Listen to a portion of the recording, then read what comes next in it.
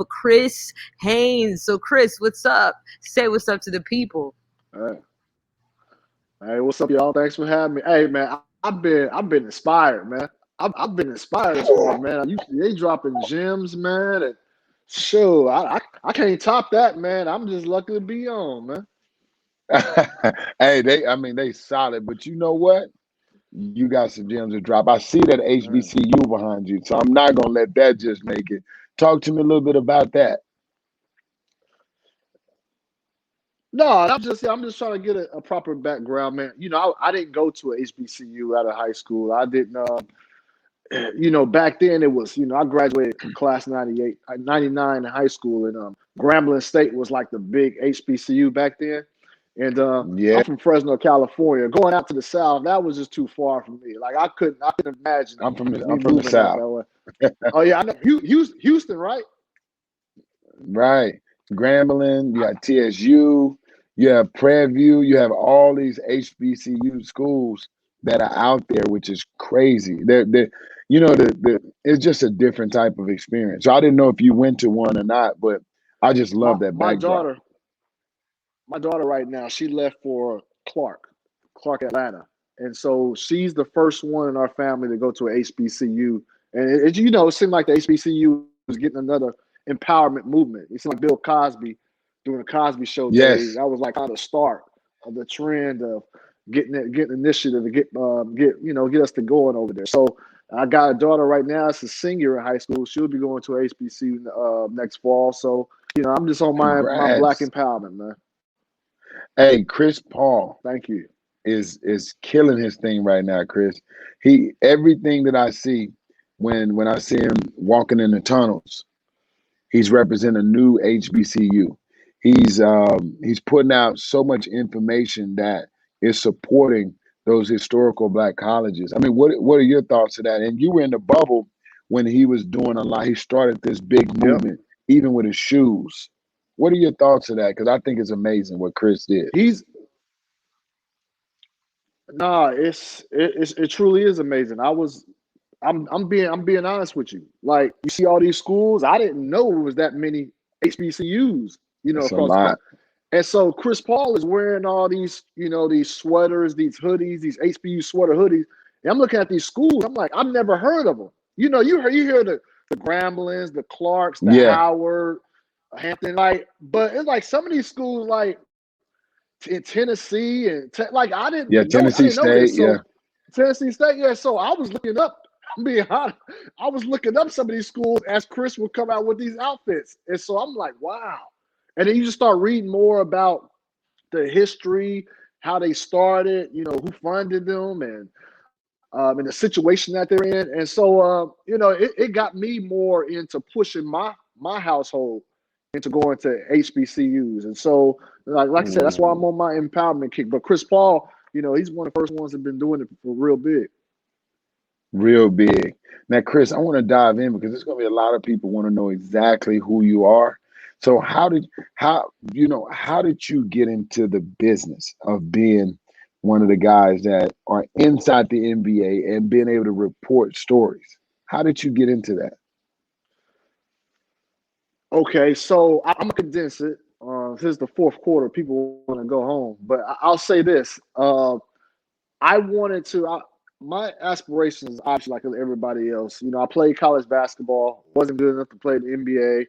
I thought I might have a career overseas. Then that didn't happen. And so, Chris, I made a pivot like late in Mm, like around. It was about 23 or 24. I was like, well, let me go to school to be a PE teacher, because that way I can still coach and still be around the game. right. So, Chris, one thing that and I've watched some of your workouts. I've gotten the opportunity to watch some of the workouts. So I appreciate the time that you put in. But Chris, I coached basketball for one season. It was freshman basketball at high school. And Chris, and as a coach, you get a stipend at the end of the year. That's usually how it works for high school. And Right. so I did the math at the end of the year. And I did the math for all the games, the practices, the film sessions, all the fundraising Yeah. events. And I like did the math. I divided into the hours. and it averaged out about 75 cents an hour that I was For getting. sure. And so I said, I had to pivot again, Chris. Like, this ain't for me. I had a family then, you know what I mean? I had my two oldest ones, they were young then. So I pivoted. So my last semester at Fresno State, I had to take a writing course. It was an African American writing course. And I had to take this elective class to graduate. And I was getting good feedback from my teacher at Fresno State, Dr. Hassan Johnson. And I was like, I'm liking this. I've never written before, never wrote before. And so I'm like, I wonder if this could translate into writing about sports. So I would sit at home in Right. Fresno, watch some games, and then I'll just write stories from home, and I'll just send them out to different publications. And then Slam Magazine was Wow. one of the publications that hit me back and was like, hey, Chris, you got potential. You raw, really raw. But if you got to an NBA market, we can credential you. We can't pay you, but we can credential Right. you, get you in the door, get your work published. Long story short, I convinced my wife. She kind of changed her plans, her schooling plans. Convinced my wife to move to Portland because I went to Sacramento. I played JC ball at Sacramento, so I didn't want to go there again. LA Right. was just too big. Like I didn't Yeah. think I could make it in LA, so I picked Portland. But Portland is And, good. Yeah, Portland's a good move. I picked Portland. It was nothing but God because I was the only brother in that market, and all the players were looking at me like who's this dude come from? Is he getting a 10-day? Like where is he? Where did he come from? But I work. But the downside about this is that here I had this degree. I had just graduated, got my bachelor's of science degree in kinesiology, but I could not get a job out there. I couldn't get a PE job out there. So I had to work as a security guard during the daytime. And then at night, I will cover Blazer games for free. And so I did that for a whole year until I finally got my break. That's the groundwork. So when you got your break, because the story's gotten so good, because most people, they see you now, right?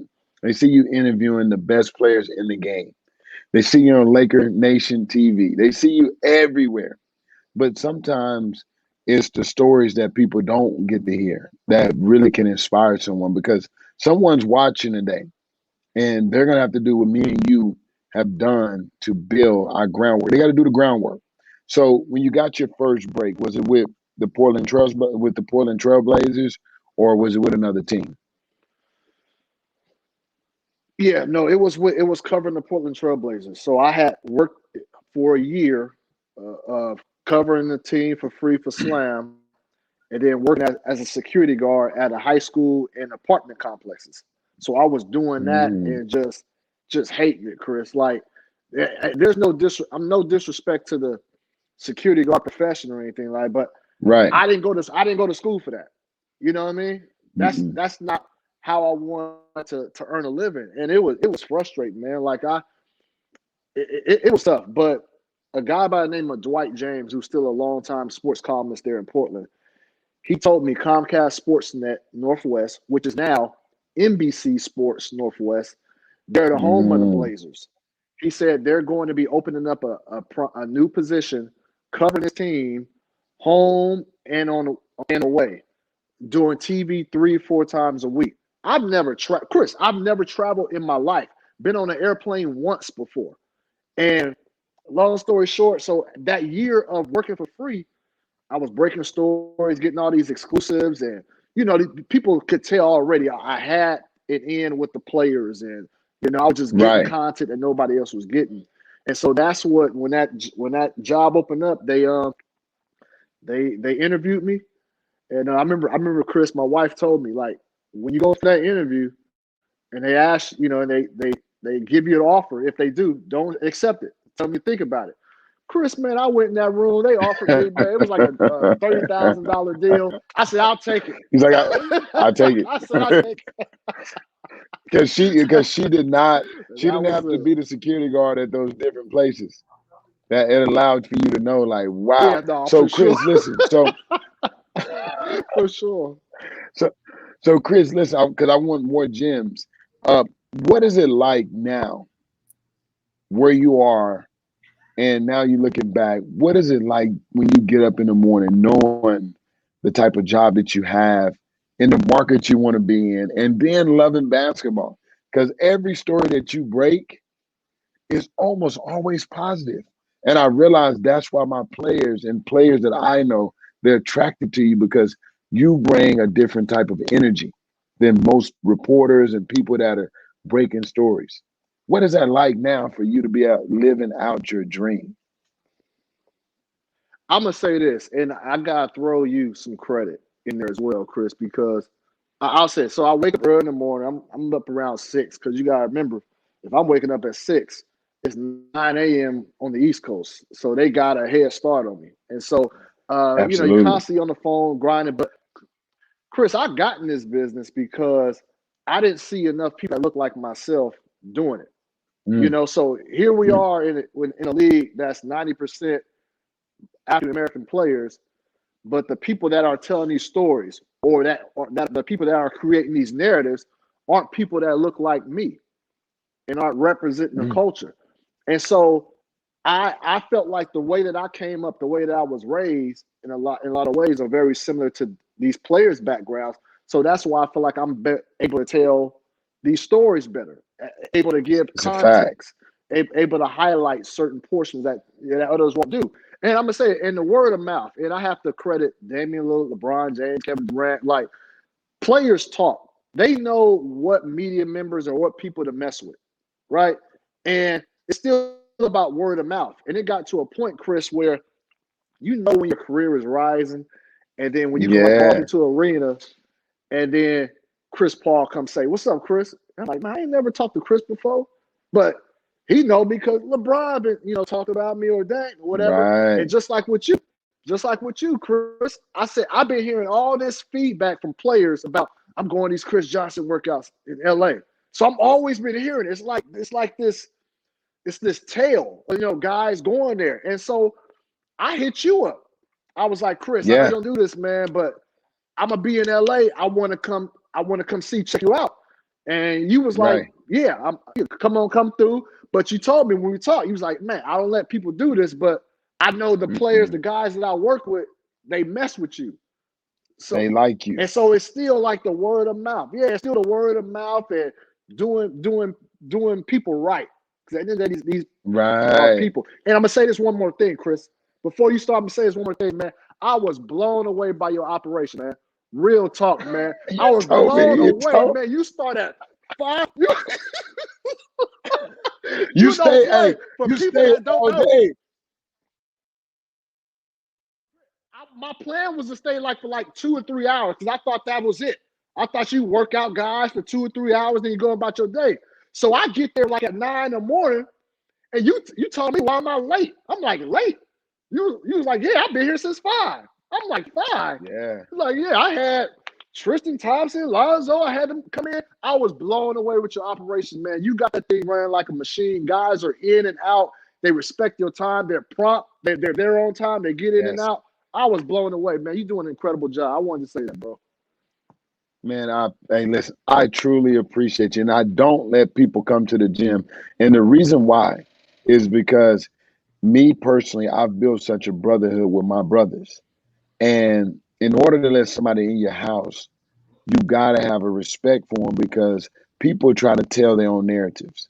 And this is why I follow Yeah. you, Chris. And I'm going to continue to follow you, continue to support you, and push you all the way to the top because your narratives make sense. And when you tell stories and you have sit downs with people, when you had your sit downs in a bubble, I'm tuned in. I'm watching because you are not exploiting people.